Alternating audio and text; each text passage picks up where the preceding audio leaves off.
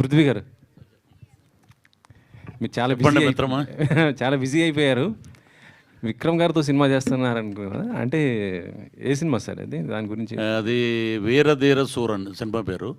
ఈ మధ్య చిన్న అని మన తెలుగులో డబ్ అయింది కదా, Arun Kumar director, Siddhartha hero.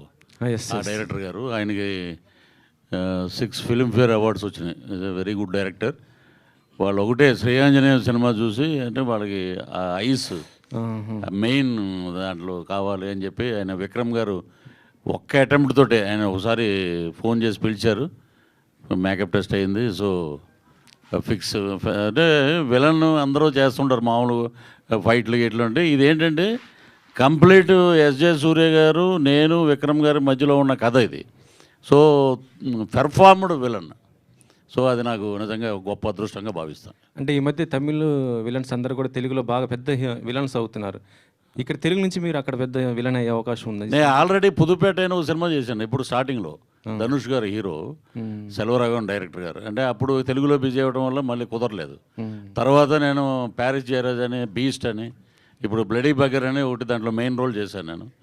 So ఇది నాకు మళ్ళీ హెల్ప్ అవుతుంది ఈ సినిమా. కేవలం సినిమాలో ఉంటారా, మళ్ళీ ఇటు పాలిటిక్స్లో ఏమైనా ఉన్నారా? పాలిటిక్స్ ఏది కాదు కదా ఇది మాట్లాడటానికి. మరలా మీరు ఏదన్నా మీరు దొరకరు, మీరు చాలా ఇంటర్వ్యూ అంటే పాలిటిక్స్లో అయితే చీల్చి చెండాడటం అది మామూలుగా ఉండదు. అది ఇప్పుడు ఇక్కడ మనకి లాస్ అవుతుంది, వాడు ఎలా అంటున్నాడు, వీడు ఎలా అంటున్నాడు, అవి నేను పట్టించుకోను. మనది ఏది ఉన్నా అది చెప్పాలి.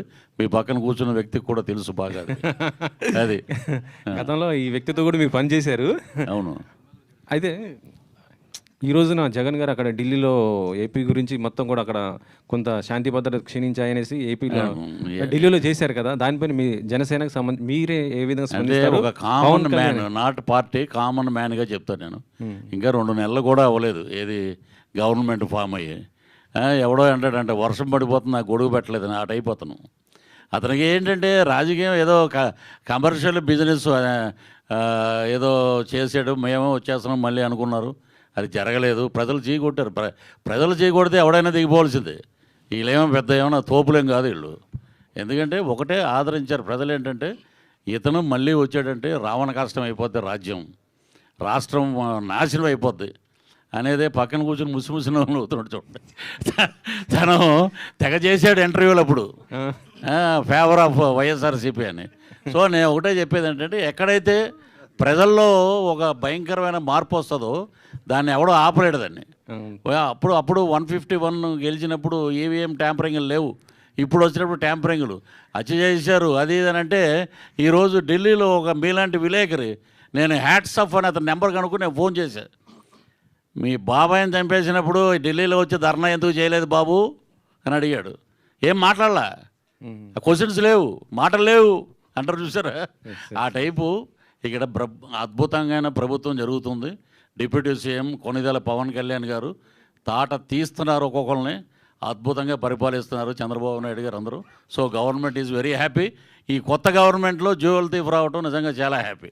అవునా? సో ఈ సినిమాకి మీ పరంగా ఏమి హెల్ప్ ఉంటుంది అనుకుంటాను? జ్యువెల్ హెల్ప్ అంటే జ్యువెల్ థీఫ్లో మా కృష్ణ గారి భక్తుడు ఆయన, కృష్ణ గారి భక్తుడు నేను.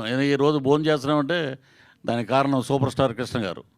ఏ హీరో కూడా పద్మా లాంటి స్టూడియోల్లో ఆయన పర్సనల్ మేకప్ రూమ్ ఉండేది. ఆ రూమ్లో నేను 1 year ఉన్నా. ఎక్కడ ఉంటావయ్యా నన్ను అడిగాడు ఆయన. నేనేం చెప్తే సమాధానం ఏమి అదిగా సరే ఇక్కడ ఎవరు హనుమంతరావు ఇతను నా రూమ్లో ఉంచండి అన్నాడు. అలాంటి మహానుభావుడు అతను.